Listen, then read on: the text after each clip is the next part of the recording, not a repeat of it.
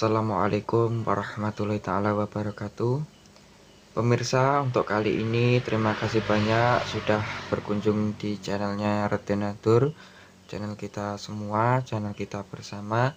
Oke, pada kesempatan kali ini saya akan memberikan sebuah informasi mengenai bagaimana sih penganalisan budidaya tanaman pora yang intensif. Ini merupakan sebuah info yang saya dapat dari Rudi Nur Hidayah. Jadi beliau itu merupakan suatu merilis dari sebuah artikel ataupun jurnal. Jadi pada waktu itu saya mendownloadnya, dan untuk kali ini kita akan membagikan sebuah informasi kita bersama. Oke, jadi untuk tanaman budidaya tanaman porang itu secara intensif, dari pemirsa itu sudah tahu ya teman-teman, budidaya tanaman porang itu. Nah, tanaman umbi-umbian di Indonesia ini itu kan memiliki keanekaragaman, baik dari porang, baik dari walur, baik dari iles-iles ataupun dari suwek juga. Nah, pada kesempatan kali ini teman-teman sudah tahu tentunya untuk tanaman porang. Jadi untuk tanaman porang itu merupakan salah satu tanaman umbi-umbian di Indonesia yang memiliki manfaat dari umbinya. Nah, jadi tanaman porang itu memiliki banyak manfaat dari umbinya juga, lebih beragam daripada tanaman umbi lainnya. Jadi dari tanaman porang ini itu memiliki sebuah keistimewaan dari tanaman umbi lainnya. Selebihnya itu seperti itu. Namun dari tanaman porang itu juga mengandung karbohidrat, pemirsa. Mengandung karbohidrat, bahan perekat, karbohidrat. Nah, ini dari karbohidrat ya teman-teman. Keragaman manfaat dari umbi dari tanaman porang itu meliputi sebagai bahan sumber karbohidrat. Yang kedua yaitu bahan perekat. Yang ketiga yaitu bahan pembuat obat-obat dan lain sebagainya. Di dalam Sumarwoto Arial 1999-2004.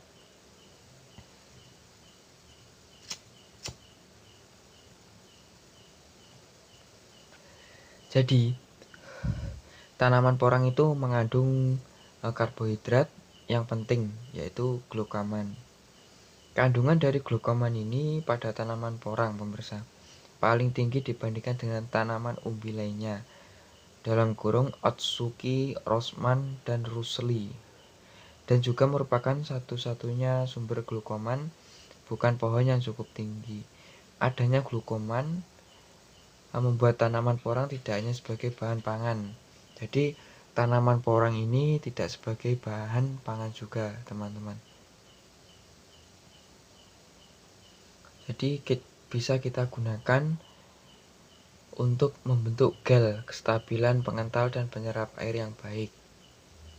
Di dalam bidang kesehatan, glukoman dapat membentuk efek positif terhadap kesehatan, antara lain menurunkan resiko kanker, berat badan, kolesterol jahat, dan mengurangi konstipasi.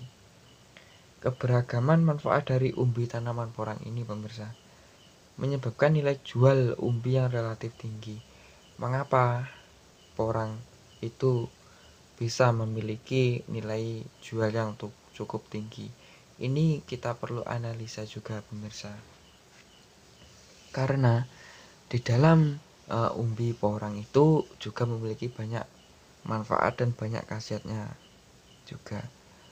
Jadi tanaman umbi porang ini menurut peneliti itu juga sangat keuntungannya itu yang didapat itu juga lebih maksimal ya, tergantung dari bibitnya juga pemirsa. Otomatis kalau kita membeli bibit yang kata sebiji kelereng itu juga belum tentu hasilnya dalam satu musim. Satu musim kurang lebih ya 8 bulan ataupun 6 bulan itu sudah panen juga bisa. Tetapi apa bisa menghasilkan 5-6 kg. Jadi perlu kita telaah terlebih dahulu pemirsa. Oke, lanjut lagi ya teman. Menurut keberagaman manfaat dari umbi tanaman porang itu menyebabkan nilai jual umbi yang relatif tinggi. Dan menurut informasi hasil wawancara, penulis dari artikel dengan petani tanaman porang di Saradan Madiun pada tanggal 29 Januari 2014, umbi tanaman porang yang basah atau baru diambil dari tanah bersih mempunyai harga per kilonya itu sekitar 3.000 sampai 3.500. Kemudian umbi kering atau umbi basah yang dirajang kemudian dikeringkan dengan sinar matahari. Jadi kalau umbi kering itu dikeringkan, selanjutnya dijemur dengan sinar matahari, itu memiliki harga per kilonya itu 20.000 sampai 25.000. Wow, ini harganya ini cukup fantastis, lumayan tingkat tinggi juga pemirsa.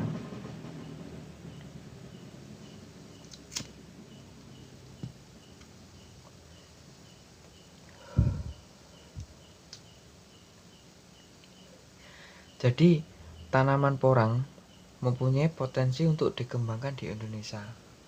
Tentunya kalau di daerah kita, bagi petani pemula itu ya kita harus mencobanya terlebih dahulu, tetapi kita harus memiliki atau mempunyai wadah dari ilmu dari tanaman budidaya porang ini pemirsa. Oke, dari pemirsa yang belum subscribe di channel Raden Nandur, silahkan subscribe di bawah ini agar tidak ketinggalan video kami yang terbaru lagi. Nah, jadi pada waktu itu tanaman porang ini mempunyai potensi untuk dikembangkan di Indonesia. Dari artikel ini menurut Cokro dalam komunikasi pribadi 2004 di dalam Suwarmoto 2004, negara maju seperti Jepang membutuhkan 1.000 ton gaplek umbi dari tanaman porang per tahun. Wow, bayangkan juga teman. Jadi kalau negara maju seperti Jepang itu membutuhkan 1.000 ton gaplek umbi dari tanaman porang per tahun. Jadi kalau dari 2 ton itu bisa 2.000 ton. Wow, Masya Allah. Dari jumlah per kg-nya kalau kita ekspor umbi keringnya ya pemirsa, 20.000 bahkan sampai 25.000. Oke, kita ambil tengah-tengah dari 20.000 sampai 25.000. Kita analisa, kita kira-kira terlebih dahulu 23.000 per kg-nya. Jadi kalau 1.000 ton tinggal kita kalikan pemirsa. 1 tonnya itu 1.000 kilo. Jadi kalau 1.000 ton, 1.000 ton kali 1.000. Nah, kita hitung sendiri pemirsa. Jadi per tahunnya itu bisa mencapai kurang lebih ya miliaran, bahkan sampai ratusan juta. Bahkan juga bisa sampai ratusan juta pemirsa. Nah, di sisi lain negara Indonesia pada tahun 1995 sampai 2003 hanya dapat mengekspor rata-rata 119,231 kg. Badan Pusat Statistik Indonesia pada tahun 2003. Nah, menurut Sunaryo, dari daerah yang dikembangkan tanaman porang sampai saat ini pemirsa, hanya di daerah Nganjuk dan di Saradan saja. Ini dari hasil yang saya menganalisa dari artikel budidaya porang intensif. Ini pada waktu itu di daerah Nganjuk dan Saradan saja. Tetapi dari tahun per tahun, bahkan sampai sebelum tahun ke tahun, itu di daerah semisal di daerah Lampung, di daerah Ponorogo, bahkan di daerah Surabaya, di daerah Jember, di daerah Malang, di daerah Blitar, di daerah Kediri, di daerah Ponorogo, di daerah Nganjuk juga, di daerah Madiun. Itu yang terkenal ya seperti itu pemirsa. Ada sebuah petani, baik petani pemula maupun petani yang sudah mahir di dalam dunia porang. Jadi ya itu merupakan sebuah wadah bisnis yang cukup nilai yang cukup tinggi juga pemirsa. Nah, jadi untuk teman-teman yang ingin membudidayakan sebuah porang itu kita harus memiliki ilmunya juga pemirsa. Baik dari artikel ini merupakan sebuah sarana kita sebagai rujukan saja pemirsa. Jadi lebih jelasnya kita bisa bertanya-tanya, sharing-sharing, kita juga bisa ikut gabung di grup sosmed dia dari Facebook Petani Porang Indonesia juga bisa, ataupun kita juga bisa datang, lebih baiknya kita juga bisa datang di orang yang sudah mahir di dalam dunia porang. Nah, nanti setelah itu kita bisa sharing-sharing ilmunya juga pemirsa. Baik dari kata hasilnya itu seperti apa nanti setelah ditanam beberapa musim, baik dari umbinya, kalau satu musim bisa menghasilkan berapa kilo. Nanti itu petani yang sudah mahir di dalam porang itu nantinya akan menjelaskan secara detail pemirsa.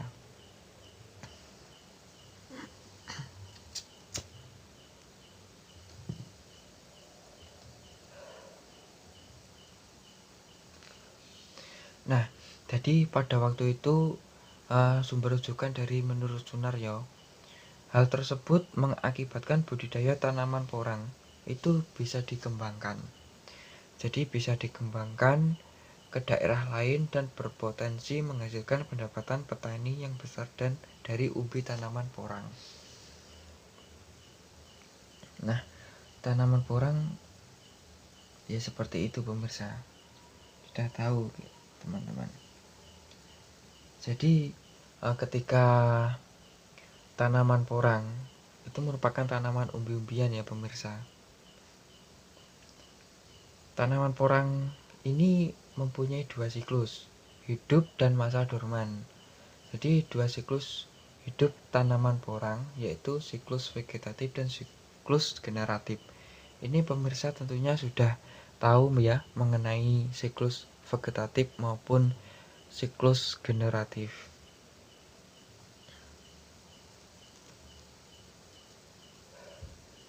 Jadi untuk siklus vegetatif itu dimulai pada musim penghujan dengan diawali pertumbuhan tunas. Nah, jadi ketika kita sedang beli bibit katak ataupun umbi itu dari siklus vegetatif.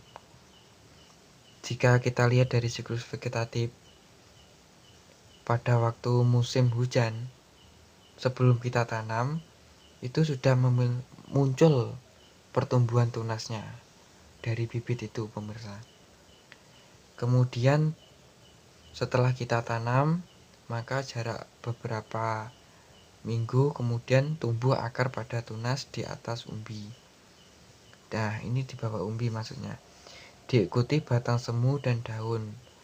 Nah, seperti itu pemirsa. Jadi untuk penganalisaan budidaya porang intensif. Namun pada masa kemarau tanaman ini mengalami masa dorman. Masa dorman itu merupakan masa di mana kata porang atau di mana umbi porang itu beristirahat. Jadi bukan tanaman itu mati atau bukan tanaman itu sudah tidak bisa menghasilkan umbi. Maksudnya adalah jadi tanaman itu masa istirahat, di mana pada musim kira-kira musim kemarau ya seperti itu. Musim kemarau itu tanaman porang itu menuju masa istirahat. Nah, ditandai ciri-ciri dari tanaman porang ketika pada musim kemarau itu nanti batangnya itu pemirsa itu akan layu kemudian mati. Tetapi di dalam di dalam lahan tanah itu umbinya ataupun kataknya itu tetap hidup. Jadi tidak mengalami kematian. Ya tergantung kita bagaimana caranya merawat penganalisaan budidaya porang yang intensif. Agar supaya apa pemirsa?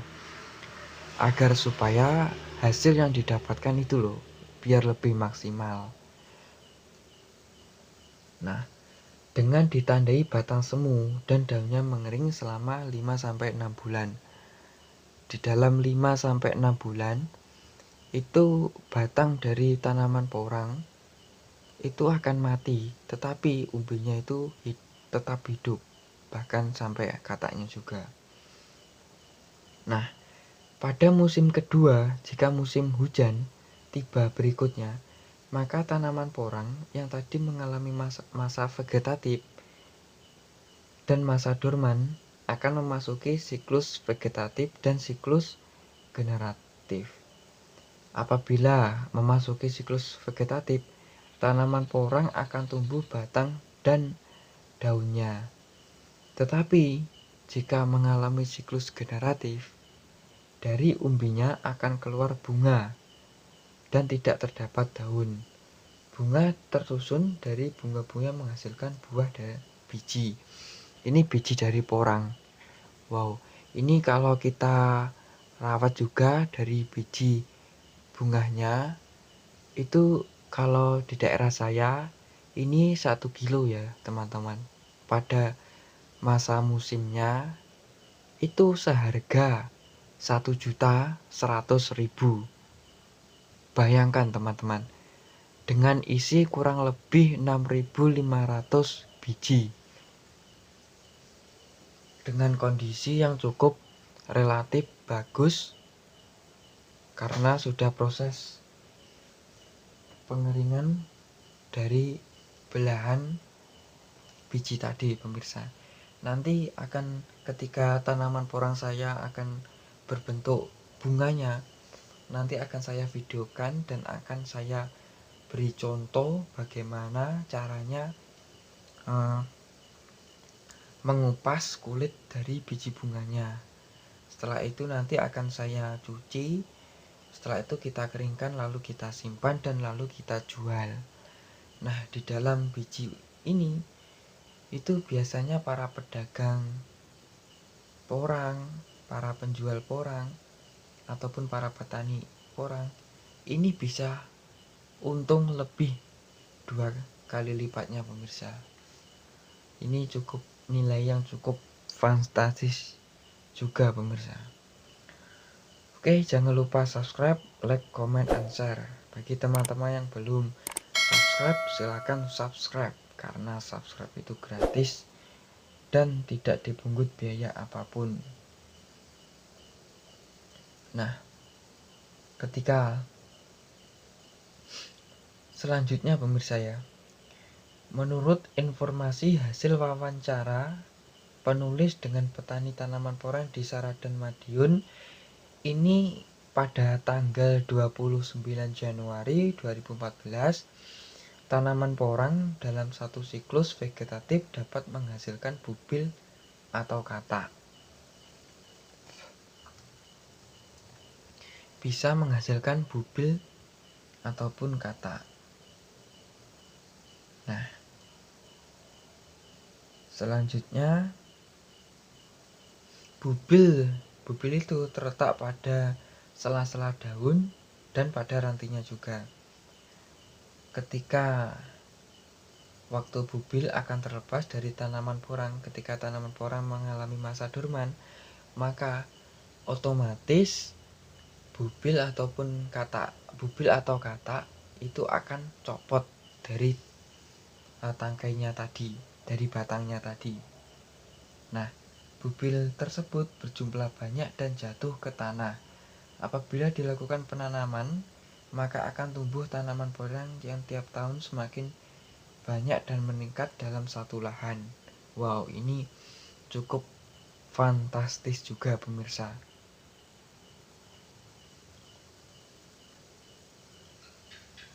Nah, selanjutnya bagaimana sih keadaan tanaman porang yang memiliki dua siklus hidup dan masa dorman? Itu bagaimana perawatannya, bagaimana penganalisasinya juga. Nah, jadi budidaya tanaman porang secara intensif yaitu proses kegiatan-kegiatan yang harus dilakukan secara intensif dari awal terbentuknya tanaman porang sampai tanaman porang dapat dipanen secara intensif. Dari awal kita menanam umbi porang ataupun bahkan katak porang ataupun biji dari spora, biji dari katak porang, itu dari awal sampai akhir kita harus bisa merawatnya dengan maksimal pemirsa. Agar tujuannya itu hasil dari penanaman itu juga biar lebih maksimal, biar lebih cocok pendapatan kita semua. Jadi pendapatan kita semua itu biar bisa meningkat. Nah, kegiatan-kegiatan di dalam budidaya tanaman porang secara intensif meliputi kegiatan baik dari kegiatan pembersihan lahan, penanaman, penyiangan, pemupukan, pendangiran, dan pemanenan. Jadi kegiatan di dalam budidaya tanaman porang secara intensif itu bisa kita lakukan dari pembersihan lahan, penanaman, penyiangan, pemupukan, pendangiran, dan pemanenan. Dari berbagai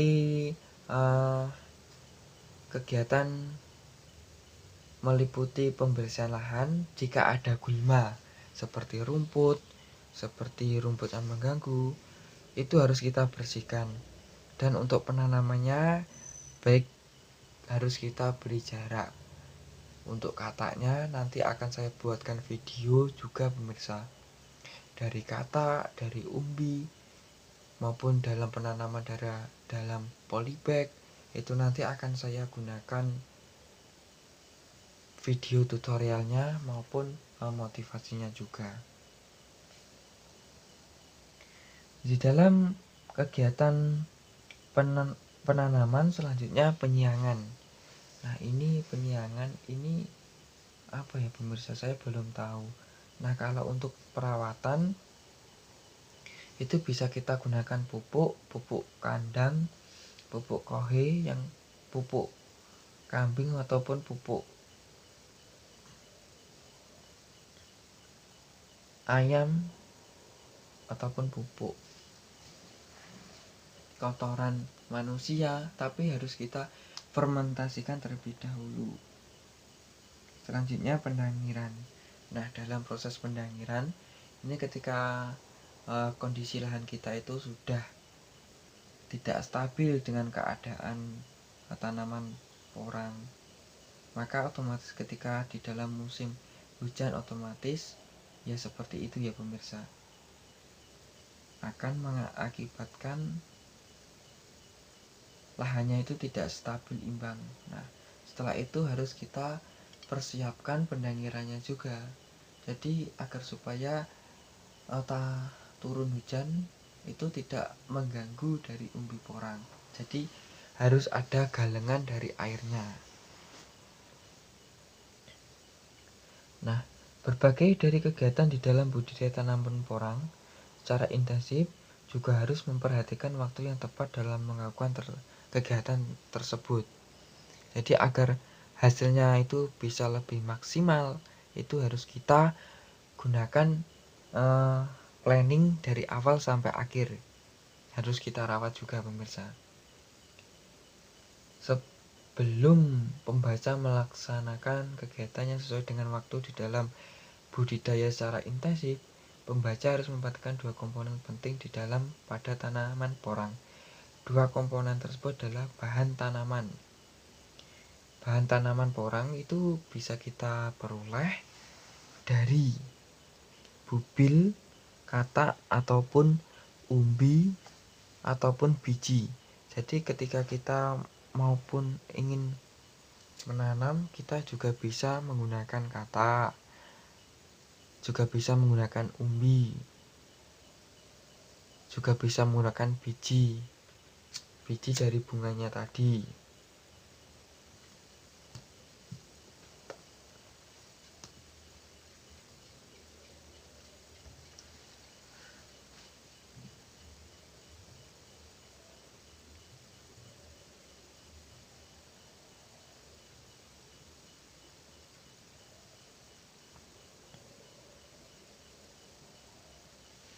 Nah, menurut ataupun bisa juga dari cabutan, stek daun, dan stek umbi. Nah, ini menurut Sumarmoto 2004 mengatakan bahwa bahan tanaman porang terbaik dari umbi dan bubil yang berdiameter 2,5 cm. Umbi dan bubil, bahan tanaman yang digunakan di dalam budidaya tanaman porang secara intensif harus dipilih jenis dan ukuran yang seragam. Hal tersebut harus dilakukan karena jenis dan ukuran bahan tanaman yang seragam dapat menghasilkan tanaman porang yang umurnya hampir sama. Dan juga pemilihan jenis dan ukuran bahan tanaman porang yang seragam dapat menyebabkan budidaya secara intensif yang terdiri dari berbagai kegiatan dapat dilaksanakan lebih mudah dan tepat waktu. Nah, selanjutnya apakah juga bisa kita gunakan untuk media tanamannya juga pemirsa? Jadi untuk pembudidayaan tanaman porang itu media yang cocok dan baik untuk tanaman porang agar tanaman porang itu tumbuh optimal dan tidak mengalami kerugian dalam pelaksanaan kegiatan budidaya tanaman porang. Media itu dapat dibagi menjadi 3 kelompok. Nah, yang pertama yaitu media keadaan iklim. Apa maksud dari media keadaan iklim ini? Jadi tanaman porang itu dapat tumbuh dari dataran rendah sampai 1000 meter di atas permukaan laut. Jadi kalau saya itu ya wis pokok nandur pokok matuk pemirsa, dengan suhu antara 25 sampai 35 derajat Celcius. Sedangkan curah hujannya antara 300 sampai 500 mm per bulan selama periode pertumbuhan. Nah, ini menurut teori juga bisa menurut prakteknya juga pemirsa. Selanjutnya, suhu maksimal di atas 35 derajat Celcius menyebabkan daun tanaman porang mengalami proses dorman. Oleh karena itu, syarat-syarat tersebut menjadi bahan acuan dalam pemilihan media sebelum dilakukan budidaya tanaman porang secara intensif. Nah, ini harus kita kuasai ilmunya juga pemirsa. Yang kedua yaitu keadaan tanah.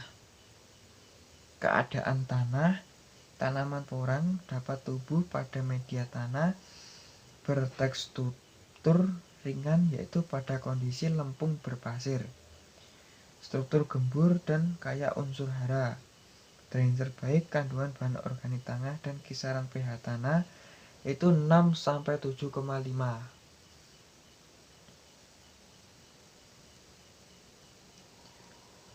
Selanjutnya jenis tanah bervariasi yaitu latosol, regosol, tanah berkapur, serta andosol menurut Subini. Menyatakan tanah dengan kondisi lempung berwarna hitam dan putih tidak dapat tumbuh tanaman porang.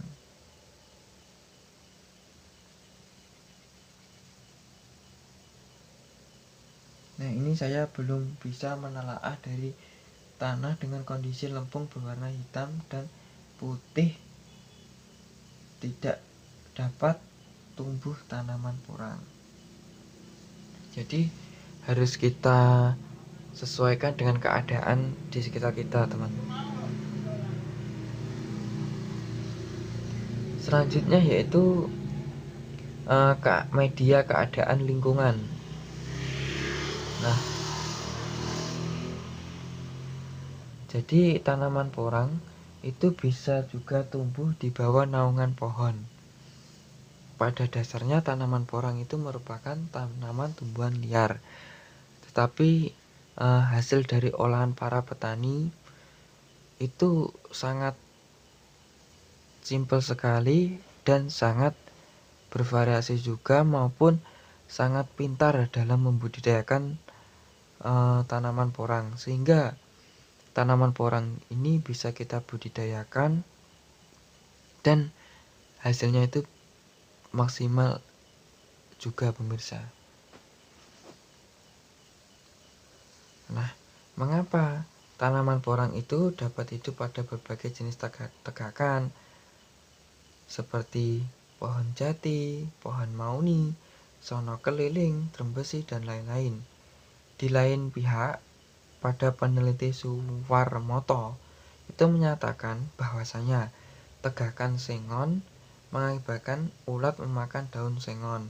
Kemudian daun tanaman porang juga dimakan oleh ulat tersebut. Oleh karena itu, semua tegakan dapat digunakan untuk tumbuh tanaman porang, kecuali tegakan yang daunnya kering dimakan ulat seperti tegakan sengon. Nah, untuk komponen media dan bahan tanaman porang telah kita ketahui secara detail, sehingga kegiatan di dalam budidaya tanaman porang secara intensif dapat dilakukan dengan baik dan bertahap. Tahapan kegiatan budidaya tanaman porang secara intensif dapat digolongkan menjadi 6 kelompok. Tahapan kegiatan 6 kelompok tersebut secara detail dan prosesnya akan kita uraikan bersama. Selanjutnya, pembersihan lahan. Nah, jadi untuk para petani milenial, para petani konvensional, maupun para petani pemula seperti saya ini, untuk pertama kalinya kita harus melakukan persiapan lahan, setelah itu pembersihan lahan jika ada gulmanya. Nah, tahapan pertama di dalam budidaya tanaman porang secara intensif yaitu kegiatan pembersihan lahan dari rumput-rumput yang tumbuh pada lahan.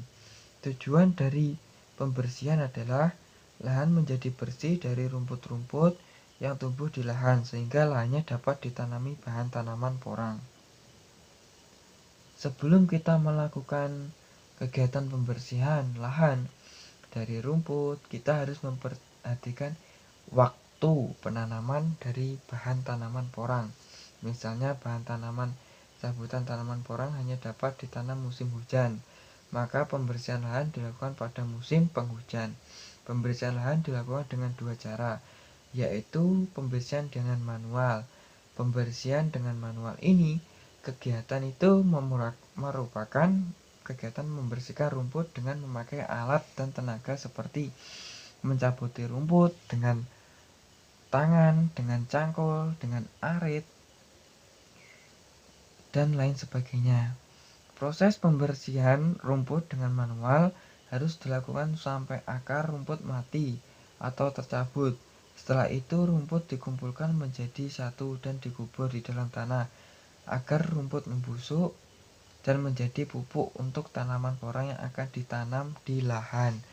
Nah, ini sangat menginspirasi juga pemirsa. Selanjutnya, pembersihan dengan kimia atau obat. Nah, pembersihan dengan kimia atau obat. Pembersihan dengan kimia atau obat yaitu kegiatan membersihkan rumput-rumput yang ada di lahan dengan obat atau kimia. Nah, pembersihan dengan obat atau kimia, setelah itu rumput ditunggu sampai mengalami kering dan mati. Rumput yang telah mati dan kering dikumpulkan menjadi satu dan dikubur di dalam tanah agar rumput membusuk serta menjadi tambahan pupuk tanaman porang yang akan ditanam di lahan. Di dalam budidaya tanaman porang secara intensif, sebaiknya kita harus memilih obat yang mempunyai kandungan bahan kimia dengan kelebihan membasmi rumput sampai akarnya mati. Menurut Subini, obat merek Roundup merupakan salah satu obat yang memiliki kandungan kimia yang dibutuhkan di dalam budidaya tanaman porang secara intensif.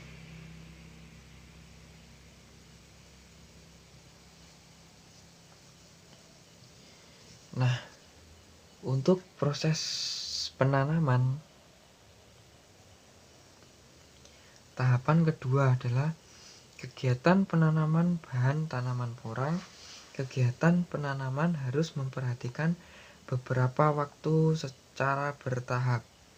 Faktor-faktor tersebut dapat diuraikan sebagai berikut.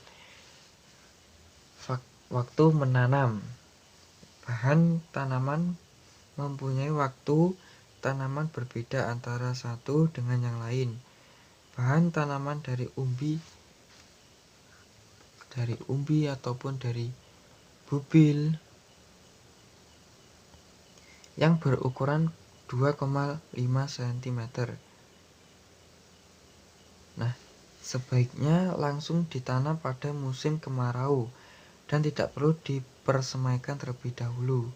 Di sisi lain, biji cabutan bubil berukuran kecil, stek daun, stek umbi tidak dapat ditanam langsung ke lahan dan memerlukan proses persemaian serta menunggu waktu yang sesuai untuk menanam bahan tanaman tersebut ke lahan. Jadi, untuk dari umbi atau dari bubil yang berukuran 2,5 cm sebaiknya langsung kita tanam pada musim kemarau dan tidak perlu kita persemaikan terlebih dahulu. Di sisi lain, dari biji cabutan atau biji berukuran kecil, stek daun dan stek umbi tidak dapat ditanam langsung ke lahan. Jadi harus kita proses terlebih dahulu untuk persemaian serta menunggu waktu yang sesuai untuk menanam bahan tanaman tersebut ke lahan.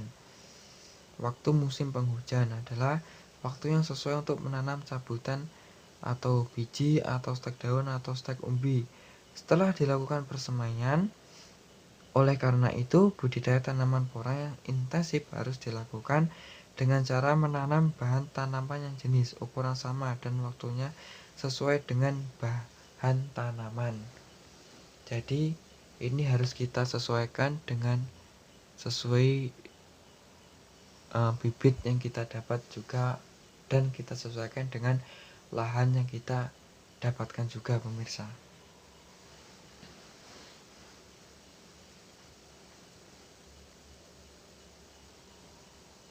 Nah, dari cara penanamannya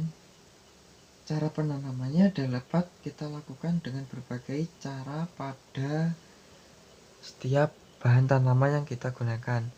Cara tersebut dapat kita uraikan sebagai berikut. Yang pertama, cara penanaman umbi dilakukan dengan cara tunas pada umbi dibalik ataupun tidak dibalik. Dapat tumbuh tanaman porang. Menurut Suwarmoto, menggunakan tunas umbi dibalik dan tidak dibalik menghasilkan berat umbi yang sama pada tanamannya. Menurut Subini, bubil dilakukan penanaman di lahan dengan cara mata-mata bubil tidak dibalik agar tanaman porang dapat tumbuh. Nah, jadi ketika kita melakukan tanaman dari kata ataupun bubil, ketika kita waktu menanam ketika sudah keluar tunasnya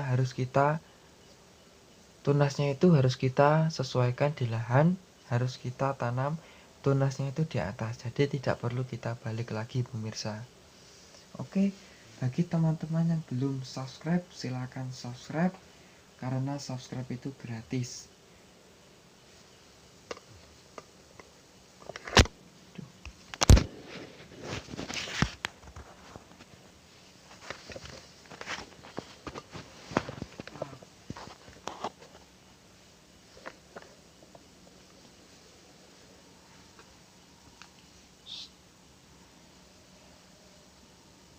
Nah, menurut Subini, bubil dilakukan penanaman di lahan dengan cara mata bubil ke atas agar tanaman porang dapat tumbuh.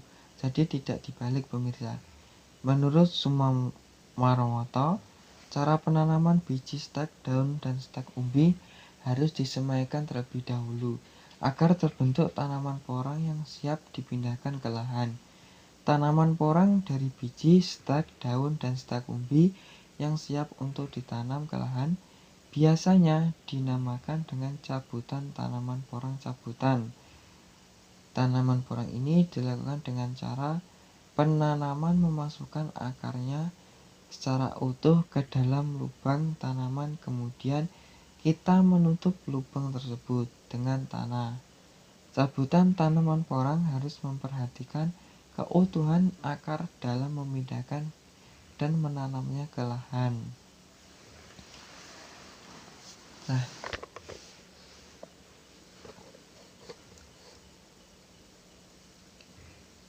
untuk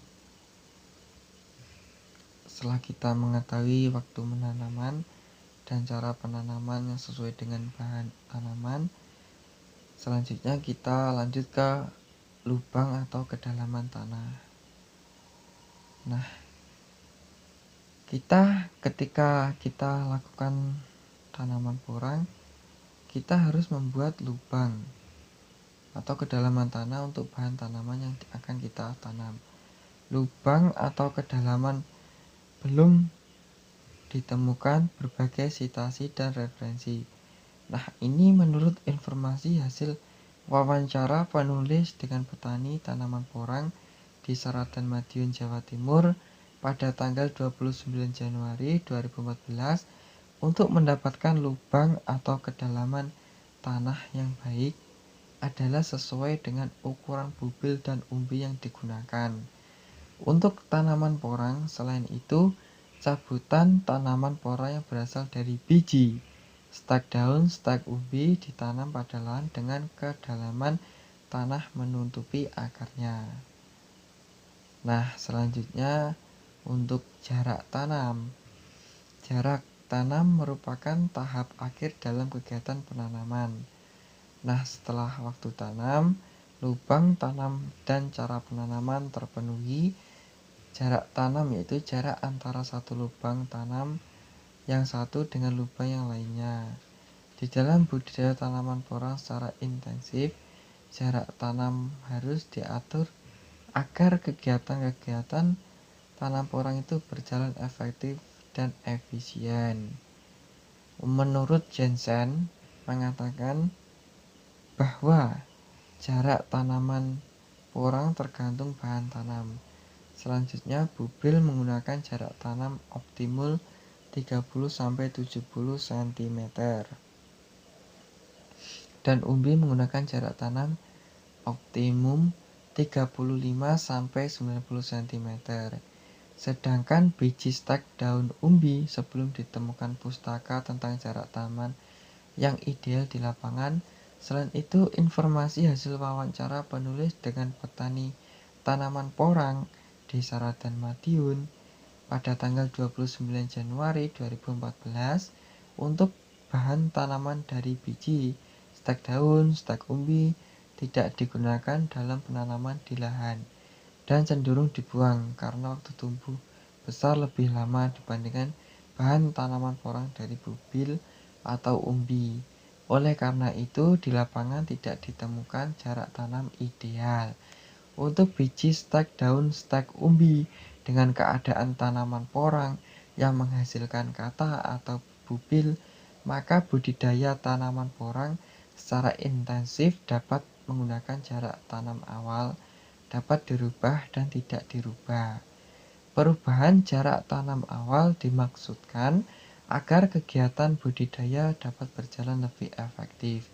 Jarak tanam di dalam budidaya tanaman porang secara intensif dapat dibedakan dua golongan. Dua golongan ini tersebut dapat dipilih salah satu oleh pemirsa dimanapun berada.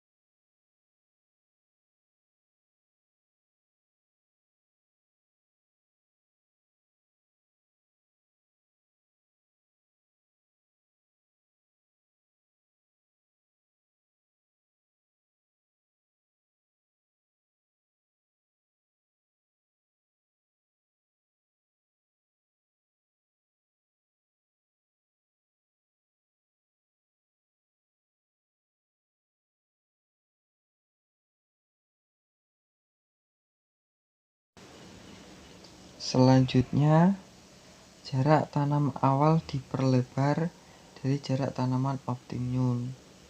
Misalnya jarak tanaman awal diperlebar menjadi 2 kali atau 3 kali dengan jarak optimalnya.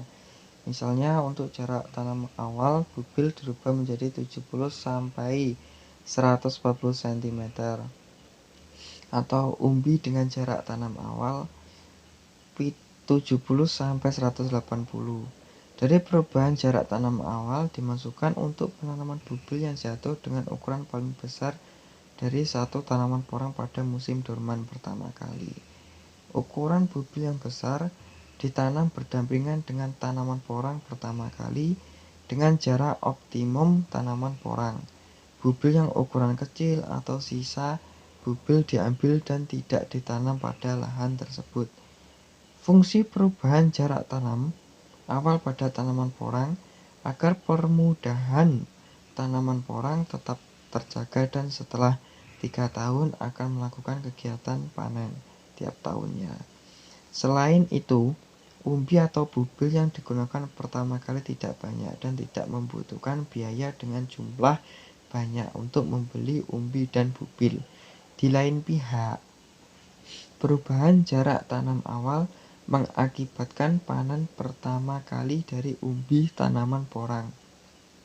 Tidak sebanyak umbi dengan jarak awal yang tidak dirubah. Jarak tanam sesuai dengan jarak optimumnya. Jarak tanam awal sesuai dengan jarak optimum. Jarak tanaman porang mengakibatkan sebuah bubil yang jatuh pada musim dorman diambil dan tidak ditanam selama masa panen umbi. Selain itu, panen pertama kali lebih besar daripada jarak tanam awal dirubah. Di sisi lain, jarak tanaman yang tidak berubah menyebabkan permudahan tidak berjalan panen hanya sekali dan biaya lebih besar untuk membeli umbi dan bubil untuk ditanam pertama kalinya. Nah, selanjutnya proses penyiangan. Tahap ketiga yaitu proses penyiangan itu digunakan seperti kegiatan pembersihan lahan. Kegiatan penyiangan dilakukan dengan cara manual dan kimia. Harus mematikan rumput sampai akar. Kemudian rumput yang telah mati dan busuk diletakkan di pinggir setiap tanaman porang. Alasan peletakan rumput di pinggir agar tanaman porang mendapatkan tambahan pupuk dari rumput yang telah membusuk. Nah, selanjutnya pemirsa, untuk pemupukan tahap keempat yaitu kegiatan pemupukan yang dilakukan pada saat tanaman porang mengalami siklus vegetatif saja. Kegiatan pemupukan dilakukan sampai tanaman porang siap panen. Kita bisa menggunakan pupuk organik ataupun pupuk anorganik maupun pupuk organik dan anorganik juga bisa. Kegiatan pemupukan dilakukan dengan cara meletakkan pupuk di sekitar tanaman porang dengan ukuran yang sudah dipilih, jenis pupuk dengan ukuran dosisnya. Ukuran dosis per jenis pupuk yang telah diuraikan mengharuskan kita menggunakan perhitungan pupuk per tanaman porang yang ada di lahan, karena ukuran dan dosis tersebut menggunakan satuan per ha.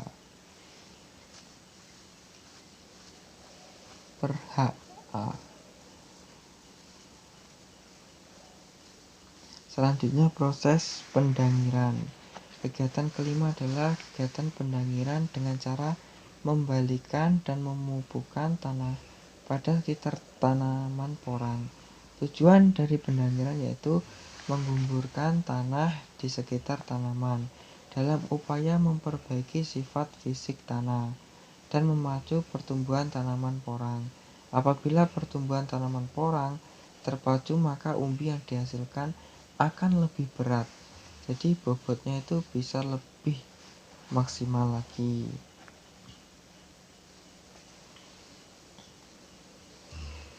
Kegiatan pemupukan bertujuan pupuk yang di sekitar tanaman porang dapat tertutup dengan tanah, dan kegiatan pendangiran.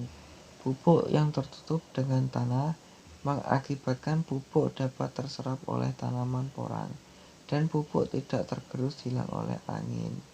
Selanjutnya kita melakukan proses pemanenan. Nah, di dalam pemanenan, kegiatan keenam yang terakhir ini adalah kegiatan pemanenan dengan cara mengambil umbi yang dihasilkan tanaman porang. Pada musim kemarau, pada peneliti Sumarmoto mengatakan bahwa waktu panen yang tepat ialah setelah tanaman mengalami masa pertumbuhan vegetatif minimal 3 kali dan masa istirahat 2 kali 24 bulan. Selanjutnya masa vegetatif tanaman porang yang siap panen ditandai dengan batang semu atau tangkai daun terkulai disertai helaian daun berwarna kuning. Menurut informasi hasil wawancara penulis dengan petani tanaman porang di Saradan, Madiun, Jawa Timur, itu umbi yang dihasilkan lebih baik optimal setelah tanaman porang berumur 3 tahun. Oleh karena itu, kegiatan pemanenan di dalam budidaya tanaman porang secara intensif dilakukan setelah berumur 3 tahun. Dari penanaman tanaman porang, kegiatan pemanenan juga dilakukan pada musim kemarau atau porang mengalami masa dorman.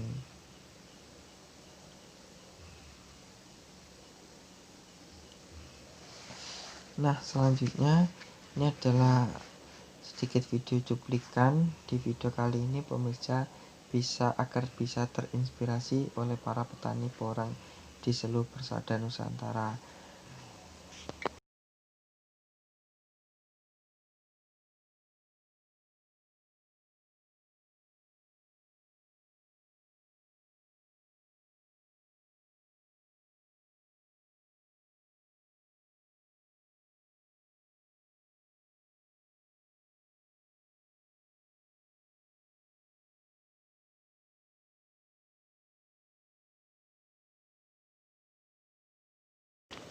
Nah, ini pemirsa, kita lihat tanaman porangnya ini tumbuh subur, tumbuh lebat. Ini masih di sekitarnya masih ada gulmanya, jadi perlu kita lakukan pembersihan di lahannya ini. Oke pemirsa, bagi teman-teman yang ingin silakan bertanya, silakan komentar di video kali ini agar tentunya kita tidak ketinggalan informasi video menarik lagi di channelnya Raden Andur. Channel kita semua, channel banyak orang desa.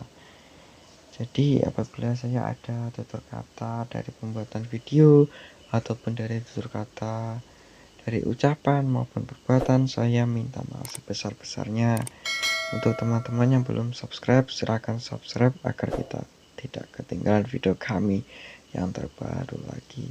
Oke pemirsa, see you, bye-bye.